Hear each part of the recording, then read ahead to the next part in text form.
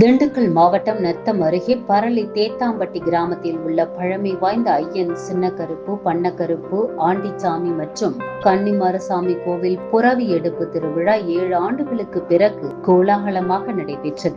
கடந்த 21ஆம் தேதி காப்பு கட்டுதலுடன் தொடங்கிய இவ்விழாவின் முக்கிய நிகழ்வாக வத்திப்பட்டியில் இருந்து நேர்த்திக்கடனாக செய்யப்பட்ட சாமி சிலைகள் மற்றும் அழகாக அலங்கரிக்கப்பட்ட பெரிய அரண்மனை குதிரை, சின்ன குதிரை, புறவிகளை பக்தர்கள் 8 கிலோமீட்டர் தூரம் தோளில் சுமந்து ஊர்வலமாக எடுத்து வந்தனர். பரளி தேத்தாம்பட்டி முத்தாலம்மன் கோவில் முன்பாக சாமி சிலைகளுக்கு கண் திறக்கும் சிறப்பு சடங்கு நடைபெற்றது. அதனைத் தொடர்ந்து சிறப்பு அபிஷேக ஆராதனைகள், வான வேடிக்கை மற்றும் அன்னதானம் நடைபெற்றது. இதில் நத்தம், திண்டுக்கல், மதுரை உள்ளிட்ட சுற்றுவட்டார பகுதிகளை சேர்ந்த ஏராளமான பொதுமக்கள் கலந்து கொண்டு சாமி தரிசனம் செய்தனர். விழாவின் நிறைவு நாளான சனிக்கிழமை அதிர்வேட்டுகள் முழங்க சாமி பூஞ்சோலைக்கு செல்லும் நிகழ்வு நடைபெற உள்ளது.